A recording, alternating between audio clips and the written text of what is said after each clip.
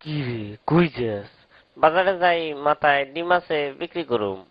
শুনলাম তুই নাকি বলদ, তো বাজারে যাই মাথা ডিম বিক্রি করবি কেমনে?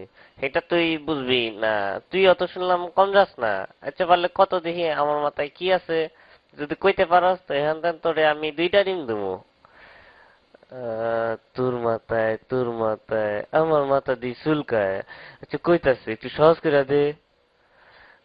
আমার মাথায় যা আছে এটার গায়ের রং সাদা, আর ভাঙলে কুসুম লাল হইতে পারে, আবার হলুদ হইতে পারে, আর কম না, কইলে বুঝা লেবি। বুঝে গেছি, তোর মাথায় লেম্বু। তুই আসলে একটা বলদ। হয় নাই আমার মাথায় ডিম। ইসিরে, এটা আমি সন্দেহ করছিলাম।